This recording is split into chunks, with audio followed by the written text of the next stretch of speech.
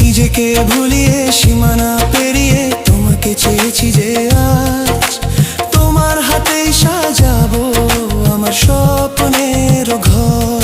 আমি তোমার প্রেমে পড়ে দুনিয়া ভুলে গেছি।